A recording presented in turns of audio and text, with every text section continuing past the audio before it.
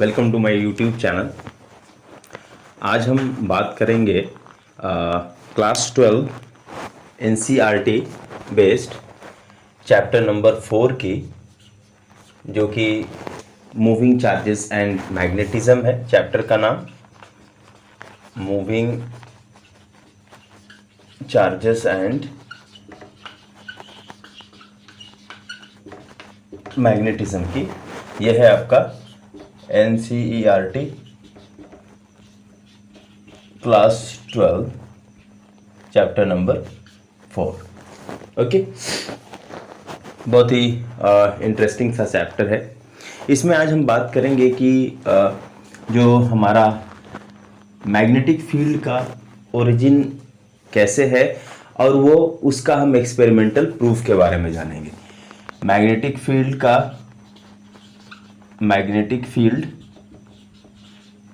origin of magnetic field and experimental proof,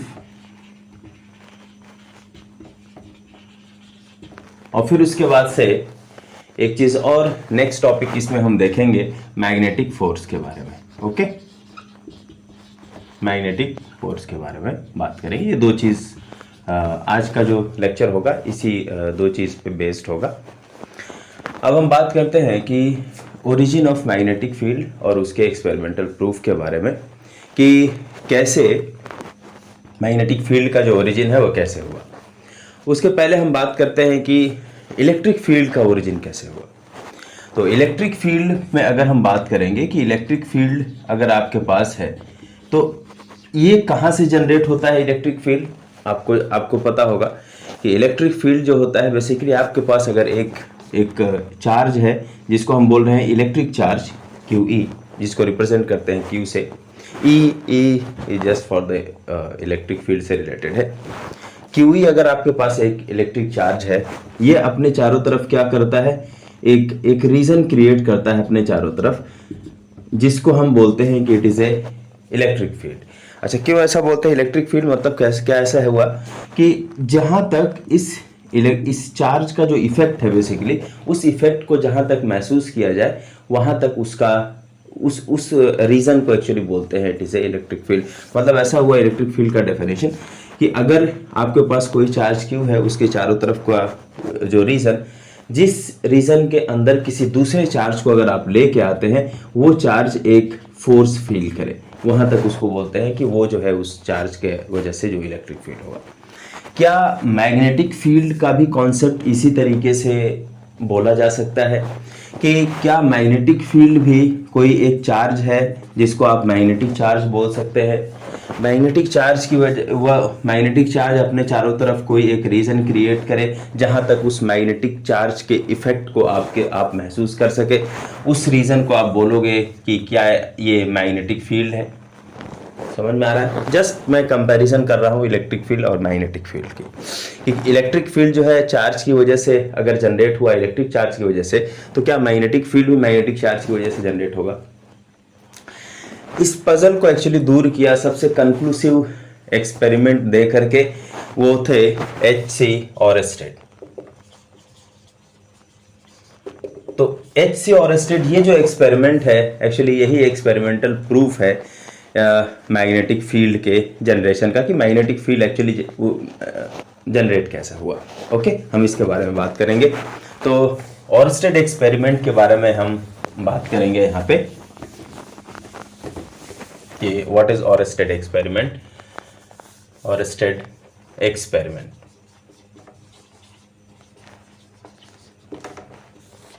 ऑरेस्टेड experiment जो था बहुत ही सिंपल सेटअप उनका था। उन्होंने इलेक्ट्रिकल सर्किट कंसिडर किया था और एक मैग्नेटिक कंपास। ओके, तो यहाँ पे जस्ट मैं वो फिगर ड्रॉ करूंगा कि जो इलेक्ट्रिकल सर्किट कैसा था उनका। एक कॉपर वायर यहाँ पे है, यहाँ पे एक कॉपर वायर है और इसको एक बैटरी से कनेक्ट किया गया, और एक जो है यहाँ पे स्विच है।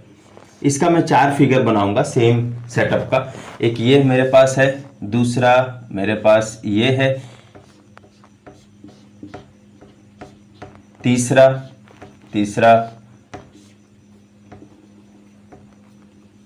तीसरा मेरे पास ये है, ओके। और चौथा भी मैंने ऐसे कंसिडर कर लिया है, ये, ओके। यहाँ पे आप देख सकते हो कि पहला जो फिगर है, दूसरा, तीसरा और चौथा, पहले और चौथे में ये जो स्विच है एक्चुअली वो ऑन नहीं है। ये किसी स्टेट में है, ऑफ स्टेट में है। पहले और चौथे में ऑफ स्टेट में है, दूसरे और तीसरे में ये जो है वो किस में है, ऑन स्टेट में है। ऑन स्टेट में होने का मतलब ये हुआ कि सर्किट क्लोज हो गई है, सर्किट क्लोज हो गई है, there is a electric current in it. तो यहाँ से जो इलेक्ट्रिक करंट है वो कैसे, प्लस से माइनस की तरफ, पॉजिटिव से निगेटिव की तरफ इलेक्ट्रिक करंट का फ्लो माना जाता है। और यहाँ पे क्या हुआ कि ये बड़ा वाला पॉजिटिव है, मतलब यहाँ पे क्या किया गया, जस्ट इसकी पोलैरिटी को चेंज कर दिया गया है और कुछ नहीं है। तो यहाँ से पॉजिटिव से निगेटिव की तरफ हमारा ये चीज़ जा रहा है, ओके। और यहाँ पे फिर से बैटरी को ऑफ कर दिया गया। ये एक सिंपल सा सेटअप था उनका। और उन्होंने और क्या कंसीडर किया था, उन्होंने मैग्नेटिक कंपास कंसीडर किया। तो मैग्नेटिक कंपास क्या होता है, जस्ट उसके बारे में थोड़ा ब्रीफली जान लेते हैं। तो मैग्नेटिक कंपास जो होता है वो क्या करता है, उसका काम क्या है कि प्रेजेंस ऑफ मैग्नेटिक फील्ड को डिटेक्ट करना, यानी detect of presence of magnetic field. इसको हमारा ये मैग्नेटिक कंपास डिटेक्ट करता है। जैसे एग्जांपल के तौर पे इस रूम के अंदर अगर हम एक मैग्नेटिक कंपास को रख दें, वो मैग्नेटिक कंपास नॉर्थ साउथ में रुकेगा, ठीक है। इक्विलिब्रियम स्टेट में नॉर्थ साउथ में वो रुकेगा। नॉर्थ साउथ में रुकने का मतलब ये हुआ कि ये अर्थ के मैग्नेटिक फील्ड के प्रेजेंस को डिटेक्ट कर रहा है, ठीक है। उसी तरीके से अगर हम बात करें कि ये मैग्नेटिक कंपास को अगर आप, ठीक है, किसी दूसरे रूम में लेके जाते हो आप, फिर क्या आप महसूस करेंगे, मान लेते हैं अगर ऐसा कि ये दूसरे कमरे में अगर लेके गए तो इस मैग्नेटिक कंपास के अंदर कुछ डिफ्लेक्शन हुआ, और डिफ्लेक्शन होने के बाद में ये नॉर्थ साउथ में नहीं रुक रहा है, किसी दूसरे डायरेक्शन में रुक रहा है। मान लेते हैं वो हमारा ईस्ट वेस्ट में ऐसा करके रुक रहा है।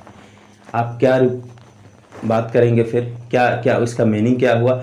इसका मीनिंग ये हुआ कि वो अर्थ मैग्नेटिक फील्ड के अलावा इसका मतलब कोई दूसरा वहाँ पे मैग्नेटिक फील्ड है जिसके रिजल्टेंट को वो रिप्रेजेंट कर रहा है। मतलब कुल मिलाकर के ऐसा हुआ कि इसमें इसके अंदर का जो डिफ्लेक्शन है वो रिप्रेजेंट करेगा किसी दूसरे प्रेजेंस ऑफ मैग्नेटिक फील्ड को, ठीक है। अर्थ के मैग्नेटिक फील्ड को नहीं, दूसरे मैग्नेटिक फील्ड के प्रेजेंस हो, क्योंकि केवल अगर अर्थ का मैग्नेटिक फील्ड होता तो वो नॉर्थ साउथ में रुकता, ओके। लेकिन यहाँ पे ऐसा हो रहा है कि किसी दूसरे मैग्नेटिक फील्ड में रुक रहा है। अच्छा, उन्होंने क्या किया, ऑरस्टेड ने इसी मैग्नेटिक कंपास को इस इलेक्ट्रिकल सर्किट के पास में रखा।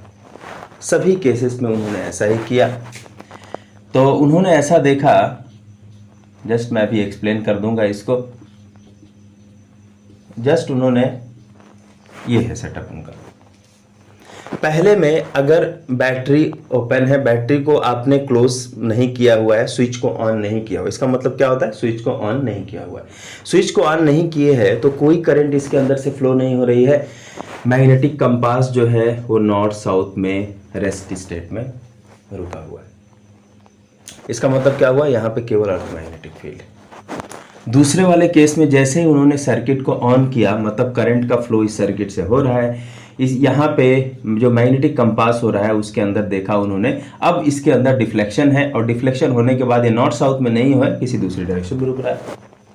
तीसरे वाले केस में उन्होंने क्या किया कि जस्ट करंट की पोलैरिटी को चेंज कर दिया, करंट की डायरेक्शन को चेंज कर दिया, बैटरी को पोलैरिटी को चेंज किया, उससे करंट का डायरेक्शन चेंज हो गया। तो करंट पहले आपका ये क्लॉकवाइज था, अभी एंटी क्लॉकवाइज हो गया। उस केस में क्या हुआ कि जो डिफ्लेक्शन है वो डिफ्लेक्शन तो है ही, लेकिन जो मैग्नेटिक कंपास जिस डायरेक्शन में पहले रुका हुआ था अभी उसका उल्टा हो गया है, अभी दूसरे डायरेक्शन में रुक रहा है, लेकिन रुक रहा है। इंपॉर्टेंट चीज है कि डिफ्लेक्शन हो रहा है। चौथे वाले में क्या हुआ कि उन्होंने इसको फिर से ऑफ कर दिया। ऑफ करने के बाद में क्या हुआ कि मैग्नेटिक जो कंपास है वो फिर से नॉर्थ साउथ में रुक रहा है यहाँ पे, ठीक है। अब इसका मीनिंग क्या हुआ, बहुत ही कंक्लूसिव एक्सपेरिमेंट है। इसका मीनिंग क्या हुआ, इन दोनों केसेस में मैग्नेटिक कंपास का जो डिफ्लेक्शन है वो डिफ्लेक्शन नॉर्थ साउथ में ना होकर के किसी दूसरे डायरेक्शन में। और अभी हमने जस्ट बोला कि वो एक कमरे का एग्जांपल दे करके कि अगर वो मैग्नेटिक कंपास में जो डिफ्लेक्शन है वो डिफ्लेक्शन अगर किसी दूसरे डायरेक्शन में होता है तो इसका मतलब एक presence of another magnetic field है, राइट। तो जब करंट ऑन हो रही है तो एक बेसिकली क्या रहा है यहाँ पे कि कोई और मैग्नेटिक फील्ड यहाँ पे जनरेट हो रही है। उस मैग्नेटिक फील्ड के जनरेट होने की वजह से इस मैग्नेटिक कंपास के अंदर क्या हो रहा है, डिफ्लेक्शन हो रहा है, ठीक है।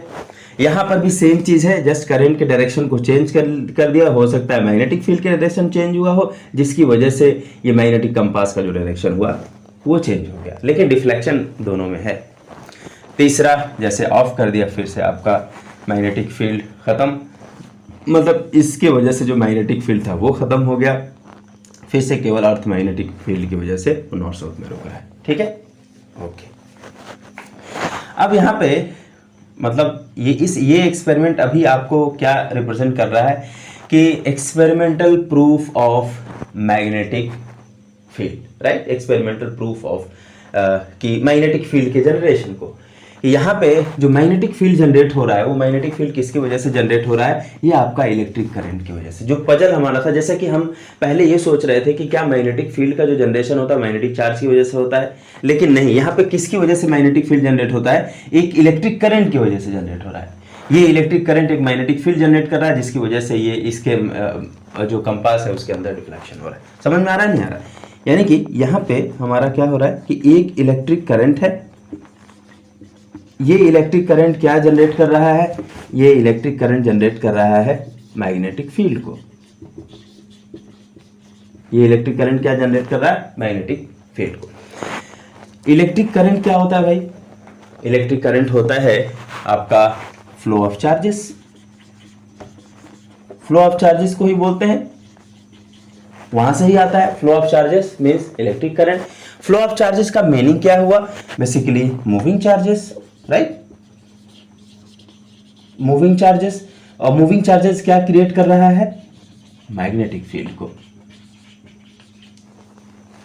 Moving charges creates magnetic field. अब चैप्टर का नाम जरा देखिए, मूविंग चार्जेस एंड मैग्नेटिज्म, मतलब बेसिकली वही हुआ, मूविंग चार्जेस क्या क्रिएट कर रहा है, मैग्नेटिक फील्ड को।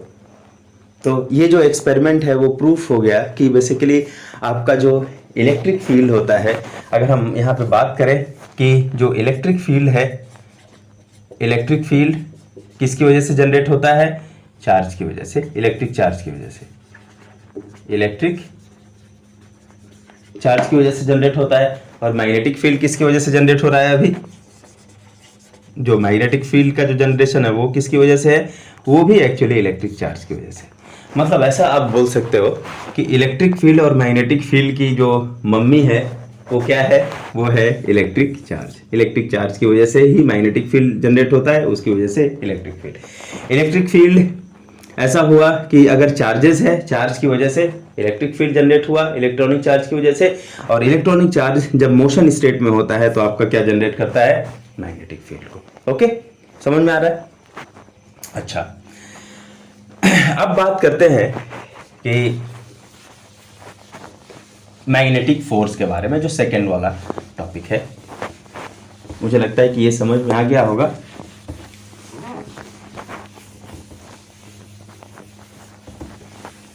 अब बात करते हैं मैग्नेटिक फोर्स की।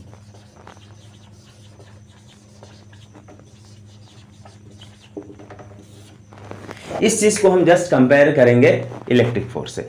इलेक्ट्रिक फोर्स क्या होता है, एक कोई हमारे पास अगर इलेक्ट्रिक फील्ड है, मान लेते हैं कि एक इलेक्ट्रिक फील्ड आपके पास है, और यहाँ पे मैंने इलेक्ट्रिक फील्ड जो कंसीडर किया है वो एक यूनिफॉर्म इलेक्ट्रिक फील्ड कंसीडर किया है। यूनिफॉर्म मतलब क्या हुआ कि वैसे कि हर एक पॉइंट पे इलेक्ट्रिक फील्ड का मैग्नीट्यूड सेम हो और ऑफ कोर्स डायरेक्शन भी सेम होना चाहिए। जैसे यहाँ दिख रहा है डायरेक्शन भी सेम है और इलेक्ट्रिक फील्ड का जो मैग्नीट्यूड है हर एक पॉइंट पे, मतलब जो इंटेंसिटी है उसकी, वो भी सेम है। ठीक है, ये आपका एक यूनिफॉर्म इलेक्ट्रिक फील्ड हुआ, यूनिफॉर्म इलेक्ट्रिक फील्ड। इसके अंदर किसी चार्ज क्यू को आपने प्लेस किया हुआ है।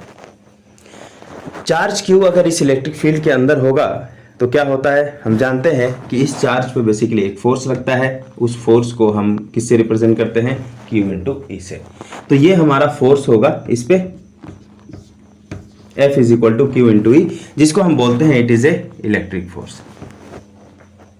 ठीक है, अच्छा उसी तरीके से अगर हम मान लें एग्जैक्टली सेम टाइप को अगर यहाँ पे हम एक्सप्लेन करना चाहें मैग्नेटिक फोर्स के टर्म में, तो यानी कि हम ऐसा मान सकते हैं क्या कि अगर मेरे पास एक यूनिफॉर्म मैग्नेटिक फील्ड है, मैग्नेटिक फील्ड अगर यूनिफॉर्म है, इसके अंदर किसी चार्ज को अगर आप रख रहे हो, चार्ज को रख रहे हैं उसके अंदर, क्या इस चार्ज पे कोई मैग्नेटिक फोर्स लगेगा?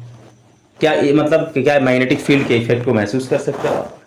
अच्छा, क्यों मैं चार्ज को ही रख रहा हूँ, उसका रीज़न एक्चुअली यही था कि अभी हमने देखा कि ओरिजिन ऑफ जो मैग्नेटिक फील्ड है एक्चुअली वो चार्ज ही है। तो यहाँ पे एक इलेक्ट्रिक चार्ज को इलेक्ट्रिक फील्ड में रखा, क्या उसके इफेक्ट को आप जब महसूस करते हैं? बिल्कुल यस, कि इसका मतलब एक इलेक्ट्रिक फोर्स लगता है, जिसको हम इस एक्सप्रेशन से देते हैं F is equal to Q into E. उसी तरीके से क्या मैग्नेटिक फील्ड के अंदर एक चार्ज को अगर हम रखें, क्या वहाँ पे भी एक फोर्स लगेगा? क्या मैग्नेटिक फील्ड के इफेक्ट को आप महसूस करेंगे? क्या इस चार्ज पे मैग्नेटिक एक फोर्स लगेगा जिसको आप मैग्नेटिक फोर्स बोलेंगे? इसी के बारे में बात करेंगे हम। तो यहाँ पे ऐसा होता है, देखा यह गया कि जब ये चार्ज इस मैग्नेटिक फील्ड के अंदर मोशन स्टेट में होता है, तभी इस चार्ज पे एक फोर्स लगता है। चार्ज अगर रेस्ट में है तो फोर्स नहीं लगता है।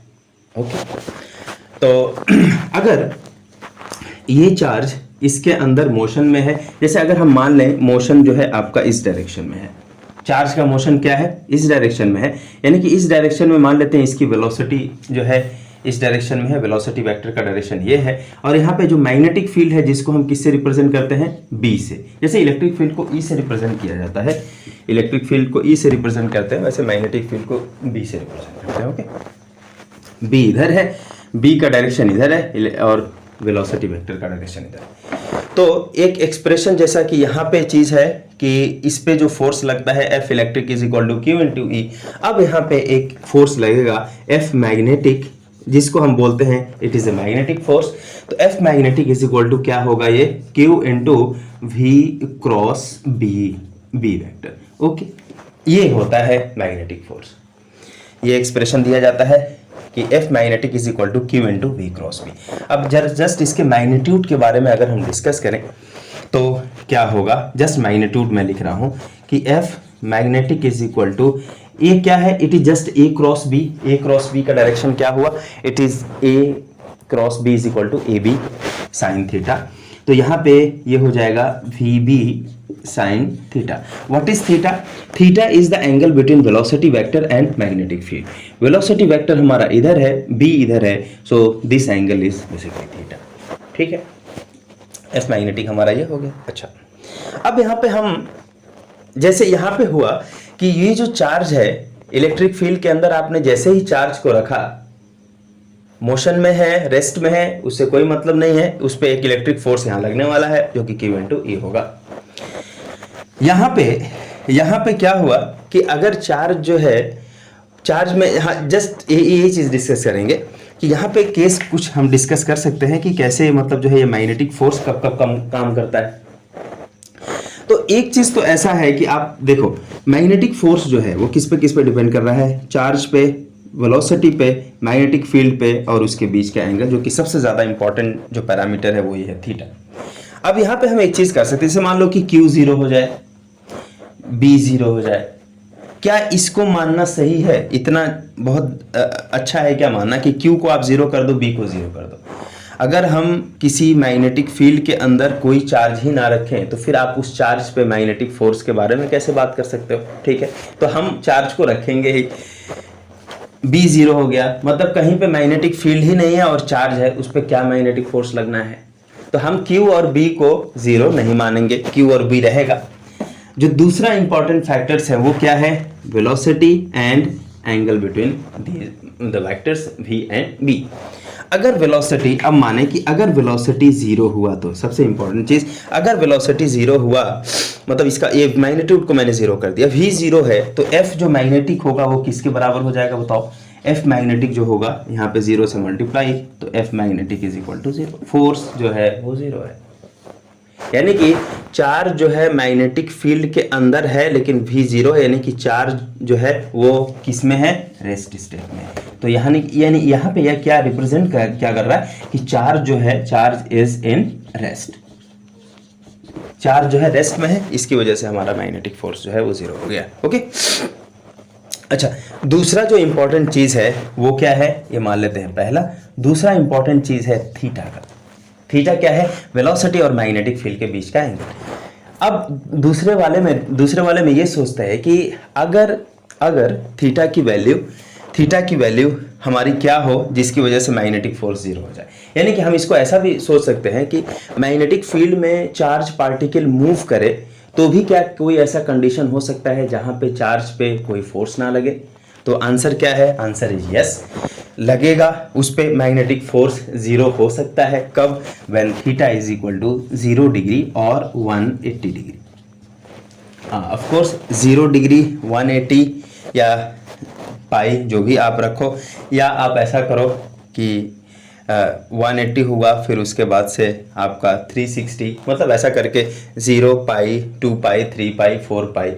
लेकिन जो 2 पाई होगा वही होगा जो 0, जो 3 पाई होगा वही होगा जो 180 डिग्री। तो हम जस्ट दो वैल्यू कंसिडर कर रहे हैं, उसका रीज़न है भी बता दूंगा कि क्यों दो ही कंसिडर कर रहे हैं। Theta is equal to 0 degree और theta is equal to 180 degree. 0 degree क्या रिप्रेजेंट करेगा, अब देखिए यहाँ पे वेलोसिटी वेक्टर ये है, मैग्नेटिक फील्ड ये है, यही एंगल इसके बीच का थीटा है। थीटा को जीरो करने का मतलब क्या हुआ, मैग्नेटिक फील्ड तो आपका यही डायरेक्शन में है, थीटा को जीरो कर दिया, मतलब क्या कर दिया आपने, ऐसा किया या नहीं किया।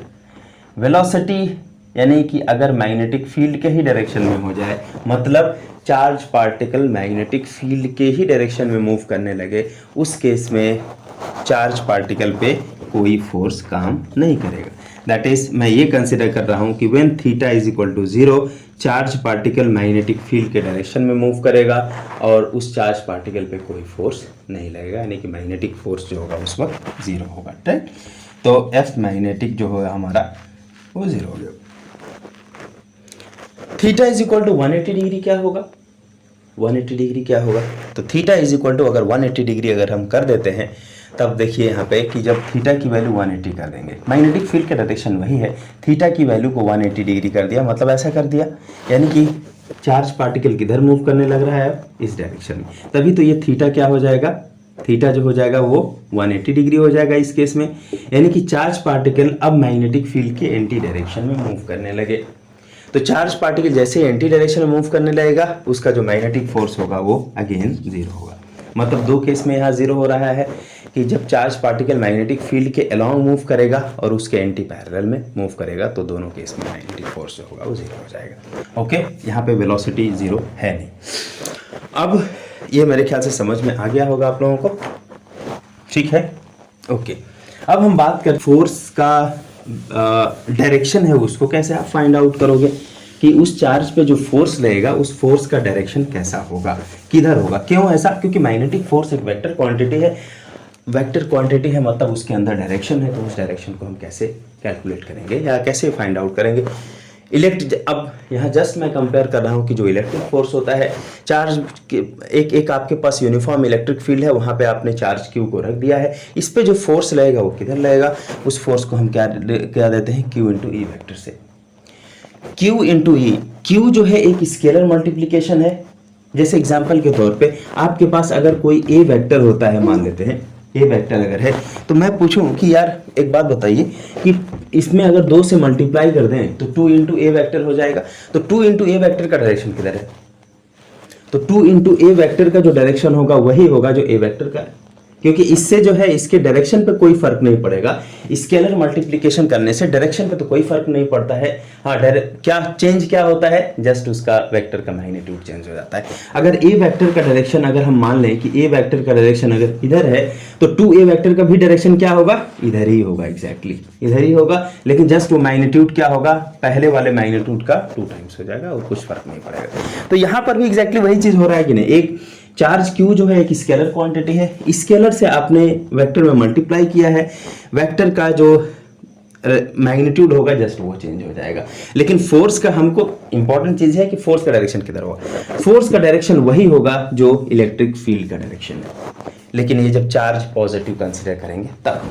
लेकिन अगर चार्ज की value Q become negative, Q become अगर निगेटिव होगा, जैसे क्यू को अगर आपने माइनस क्यू ले लिया तो एफ इलेक्ट्रिक क्या हो जाता है, ये माइनस क्यू इंटू ई, यानी कि अब हुआ इलेक्ट्रिक फील्ड के एंटी पैरेलल जो होगा वो फोर्स का डायरेक्शन होगा। सिमिलरली जस्ट मैग्नेटिक फोर्स के बारे में बात करें कि मैग्नेटिक फोर्स का डायरेक्शन किधर होगा, तो एफ मैग्नेटिक अभी हमने देखा कि एफ मैग्नेटिक जो होता है वो Q into V cross B के बराबर होता है, ठीक है। तो एफ मैग्नेटिक का जो डायरेक्शन होगा वो क्या होगा, v क्रॉस b के ही डायरेक्शन में होगा। कैसे फाइंड आउट करेंगे, बहुत सिंपल सा वे है कि अगर आपके पास कोई a क्रॉस b है तो a क्रॉस b का डायरेक्शन किधर होता है, a क्रॉस b का डायरेक्शन पहले यही सोच लेना है, a क्रॉस b का डायरेक्शन वो डायरेक्शन है जिसमें जो डायरेक्शन a के भी परपेंडिकुलर हो और b के भी परपेंडिकुलर हो, ठीक है। यानी कि अगर आपके पास कोई a वेक्टर है और यहाँ पे अगर हम मान लें कि एक b वेक्टर है, इसके बीच का एंगल अगर हम थीटा ले लें तो a क्रॉस b का डायरेक्शन हम कैसे फाइंड आउट करते हैं, राइट हैंड पाम रूल का इस्तेमाल कर सकते हैं आप। a क्रॉस b का निकालना है, a के डायरेक्शन में उंगली को हम लेके जाएंगे, a के डायरेक्शन में आपने उंगली को फैला दिया, फिर उसके बाद क्या करेंगे, b के डायरेक्शन में मोड़ देंगे। b के डायरेक्शन में देखो यहाँ पे ऐसा a के डायरेक्शन में लेके b के डायरेक्शन में उंगली को मोड़ दिया तो अंगूठा क्या होगा, अंगूठा जो है रिप्रेजेंट करेगा a क्रॉस b के डायरेक्शन को। तो यहाँ पे अगर हम बात करें, यहाँ पे क्या आ रहा है, a क्रॉस b का डायरेक्शन उसके परपेंडिकुलर, यानी कि a क्रॉस b का डायरेक्शन यही है या नहीं, क्या ये डायरेक्शन a के भी परपेंडिकुलर है और b के भी परपेंडिकुलर है या नहीं है। जैसे x y z axis x और मान लेते हैं x है, y है, z है, तो ये जो z एक्सिस होती है क्या x के भी परपेंडिकुलर और y की परपेंडिकुलर दोनों के नहीं होती है। उसी टाइप का यहाँ पे भी है, a क्रॉस b का जो डायरेक्शन होगा वो डायरेक्शन a के भी डायरेक्शन और b के डायरेक्शन दोनों के परपेंडिकुलर होगा, ठीक है। तो यानी कि मैग्नेटिक जो फोर्स आपका है वो किस पे, उसका डायरेक्शन किधर है, v क्रॉस b के डायरेक्शन में, ठीक है। कैसे निकालेंगे, जैसे हमारे पास मैग्नेटिक फील्ड का डायरेक्शन अगर हम बात करें, मान लेते हैं मैग्नेटिक फील्ड का डायरेक्शन हमारा ये हुआ, ठीक है। और अगर हम मान लें okay let us consider velocity का जो डायरेक्शन है वो ये है and this angle is basically, ठीक है। अब इस केस में कैसे निकालेंगे, क्या ये यही मैग्नेटिक फील्ड का डायरेक्शन होगा, जरा सोच के बताइए, यही मैग्नेटिक फील्ड का डायरेक्शन होगा।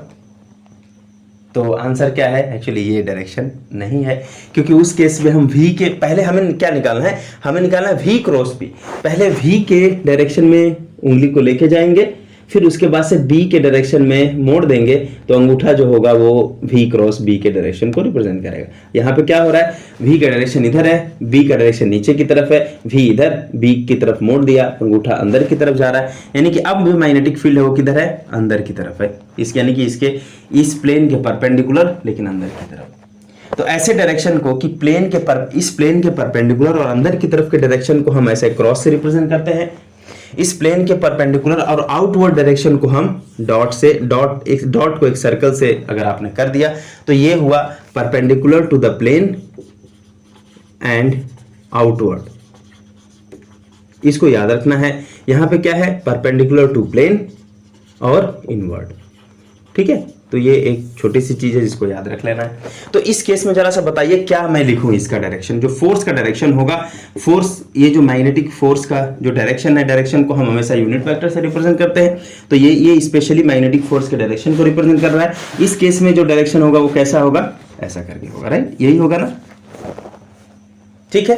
तो v क्रॉस b का डायरेक्शन हमारा ये हो गया। अब जरा इस मैग्नेटिक फोर्स का जो हमारा यूनिट है या डायमेंशनल फार्मूला उस पर बात करते हैं। तो पहली चीज़ ये होगी कि इसमें जो है आपका ये एक वेक्टर क्वांटिटी है, तो ये होगा कि एक वेक्टर क्वांटिटी है, हुआ ये डायरेक्शन है इसके अंदर। दूसरा अगर हम इसके यूनिट के बारे में बात करें तो यूनिट में हम कंसीडर कर रहे हैं एसआई यूनिट, तो इसका यूनिट क्या होगा, अगर हम मान लेते हैं यूनिट आपको पता नहीं है निकालना, तो इसका यूनिट आप कैसे निकालेंगे। जैसे यहाँ पे इलेक्ट्रिक फोर्स का यूनिट क्या होगा, इलेक्ट्रिक फोर्स का यूनिट वही होगा जो Q का है और E का है, दोनों को मल्टीप्लाई कर देंगे, इलेक्ट्रिक फोर्स का यूनिट निकल जाएगा। अब वैसे भी आप जानते हो कि बेसिकली फोर्स है ये, तो फोर्स का यूनिट न्यूटन होता है, तो डायरेक्ट आप न्यूटन रख सकते हैं।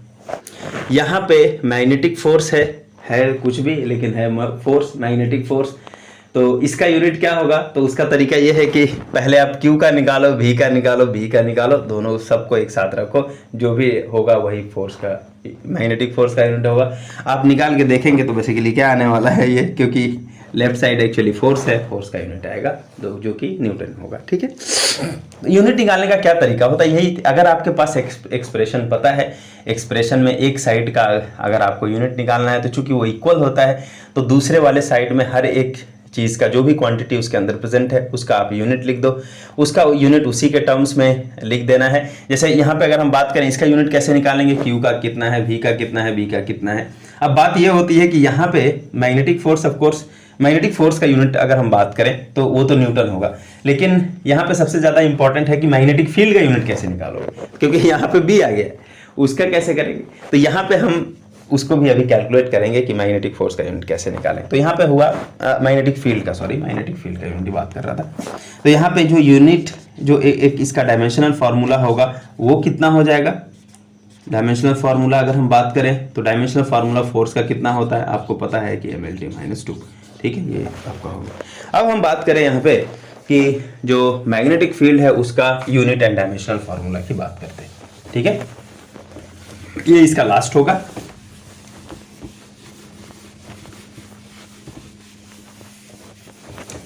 तो इसको भी कंपेयर कर ही दिया जाए जो हमारा इलेक्ट्रिक केस में होता है। इलेक्ट्रिक केस में कि अगर इलेक्ट्रिक फील्ड के अंदर आपने चार्ज Q को रखा है, उसके अंदर Q इंटू ई फोर्स लगेगा और उसका जो मैग्नीट्यूड होगा वो ये होगा, F electric is equal to Q into E. अब यहाँ से मैं बात करूँ, आप एक काम करो कि इलेक्ट्रिक फील्ड का यूनिट बताइए क्या होगा। तो पहले देखिए कि इलेक्ट्रिक फील्ड का यूनिट एक्सप्रेशन क्या आता है। तो E इज इक्वल टू क्या होगा, Q को इधर ट्रांसफर कर देंगे, F electric divided by Q। अब यहाँ से E का जो यूनिट होगा ऐसा लिख सकते हैं आप कि unit of E is equal to unit of F electric divided by Q, ऐसा हो जाएगा। F इलेक्ट्रिक का यूनिट बेसिकली फोर्स है, न्यूटन हो गया, और चार्ज का यूनिट कूलम, यानी कि इलेक्ट्रिक फील्ड का जो SI यूनिट होगा, SI unit of electric field is क्या, एस न्यूटन पर कूलम। ठीक है, यहाँ से फिर डायमेंशनल फार्मूला आप लिख सकते हो, न्यूटन का क्या है, कूलम का क्या है। लेकिन हम यहाँ बात कर रहे थे कि वही सेम जो मैग्नेटिक फील्ड का यूनिट होता है वो क्या होता है। तो यूनिट ऑफ मैग्नेटिक फील्ड के बारे में बात करें, यूनिट ऑफ मैग्नेटिक फील्ड मतलब यूनिट ऑफ बी। तो क्या कोई एक्सप्रेशन हमको अभी पता है, तो आंसर इज यस। तो F magnetic is equal to क्या है, Q V B sine theta, यही हमने देखा था स्केलर के फॉर्म में, इसको ऐसा लिखते हैं। तो B इज इक्वल टू क्या हो जाएगा, B इज इक्वल टू हुआ F magnetic divided by Q V sine theta हुआ। चूंकि साइन थीटा एक नंबर होगा, इसका तो कोई यूनिट है नहीं। ठीक है, यानी कि कुल मिलाकर के B का जो यूनिट हुआ वो इसके यूनिट के बराबर होगा। तो यूनिट ऑफ B क्या लिखेंगे हम, unit of B is equal to इन सब के यूनिट के बराबर। फोर्स का यूनिट क्या है, न्यूटन, चार्ज का यूनिट क्या है, कूलम, और यहाँ पे वेलोसिटी का यूनिट क्या है, मीटर पर सेकेंड। एक्चुअली ये भी एक यूनिट हो गया, newton second by coulomb metre, ये भी हो जाएगा, ये एक है। दूसरा इसी को कैसे लिख सकते हैं, ये जो पर सेकेंड है आप एक काम करो, मीटर के साथ ना रख करके चार्ज के साथ रखो। तो इसको हम ऐसा लिख सकते हैं, न्यूटन कूलम बाई सेकेंड एक साथ into metre. Coulomb by second क्या है, Q is equal to I T, I is equal to Q upon T, मतलब I जो है एक electric current, charge divided by time मतलब चार्ज का coulomb divided by second, coulomb पर second मतलब इलेक्ट्रिक करंट का यूनिट होगा, मतलब एम्पियर हो जाएगा। तो इसको हम कैसे लिख सकते हैं, इट इज न्यूटन पर एम्पियर मीटर, ये होगा SI यूनिट इसका, न्यूटन पर एम्पियर मीटर। ठीक है, अब इसी न्यूटन पर एम्पियर मीटर को एक चीज और बोलते हैं जो निकोला टेस्ला के ऑनर में दिया गया है, वो है टेस्ला। तो B का जो यूनिट होता है वो क्या होता है, unit of B is equal to tesla. ठीक है, डायमेंशनल फार्मूला कैसे लिखेंगे, कोई दिक्कत ही नहीं है। डायमेंशनल फार्मूला आप कैसे लिख सकते हो, यहाँ से जो यूनिट है उससे भी हम बड़े आसानी से लिख सकते हैं कि डायमेंशनल फार्मूला ऑफ B। याद रखने का बिल्कुल जरूरत नहीं है, कितना याद रखेंगे। तो ये कितना हो जाएगा, न्यूटन मतलब क्या हुआ, mLT-2 basically force, divided by ampere को A से कर देते हैं, मीटर को L से कर देते हैं। ठीक है, कितना हो जाएगा ये, M L से L कैंसिल हो जाएगा, M A इनवर्स T-2। सो ये हमारा हुआ मैग्नेटिक फील्ड B का जो डायमेंशनल फार्मूला हुआ। तो होपफुली हम लोगों ने क्या क्या डिस्कस किया, जस्ट उसको मैं समराइज कर देता हूँ कि ओरिजिन ऑफ मैग्नेटिक फील्ड के बारे में हम लोगों ने डिस्कस किया, और उसका एक बहुत ही कंक्लूसिव जो एक्सपेरिमेंट था कि वो एक्सपेरिमेंट हमें ये प्रूफ दे देता है कि मैग्नेटिक फील्ड जो जनरेट होता है वो इलेक्ट्रॉनिक चार्ज से ही जनरेट होता है। ऑफ कोर्स वो इलेक्ट्रॉनिक चार्ज जो होना चाहिए एक मोशन स्टेट में होना चाहिए, तो आपका एक मैग्नेटिक फील्ड जनरेट होता है। फिर उसके बाद से हमने पढ़ा कि मैग्नेटिक फोर्स के बारे में, उसको हमने कंपैरिजन किया कि आपके पास जो इलेक्ट्रिक फोर्स होता है वो कब काम करता है। किसी चार्ज को इलेक्ट्रिक फील्ड के अंदर जब हम रख देते हैं तो वहाँ पे एक फोर्स लगता है, जिस फोर्स को हम इलेक्ट्रिक फोर्स कहते हैं। उसी तरीके से क्या हम चार्ज को मैग्नेटिक फील्ड के अंदर में रखें, क्या कोई मैग्नेटिक फोर्स काम करेगा? तो answer, in general answer is yes. तो अभी भी हमने वो चीज़ अगर याद होगा तो दो केसेस में नहीं भी लगता है कि अगर वेलोसिटी नॉन ज़ीरो हुआ तो मतलब ऐसा हुआ कि अगर वेलोसिटी आपका चार्ज पार्टिकल अगर मैग्नेटिक फील्ड के डायरेक्शन में या एंटी पैरेलल मूव करे तो उस पर कोई फोर्स काम नहीं करता है। तो होपफुली मुझे लग रहा है कि समझ में आया होगा। जस्ट एक होमवर्क यहाँ पे मैं देता हूँ कि क्या अगर इस कमरे के अंदर या आप जहाँ पे बैठे हो, मान लो कि उस रूम के अंदर एक मैग्नेटिक फील्ड दिया हुआ है, क्या आप मैग्नेटिक फील्ड के डायरेक्शन को गेस कर सकते हैं कि नहीं कर सकते? इस चीज़ को सोचना है और मुझे बताना है कि क्या मैग्नेटिक फील्ड के डायरेक्शन किधर होगा, गेस किया जा सकता है या नहीं। Okay, so thank you very much for watching this. Hopefully मुझे लग रहा है कि ये आपके लिए इंफॉर्मेटिव होगा। ओके, तो मिलते हैं फिर नेक्स्ट वीडियो में। Thank you so much. Okay.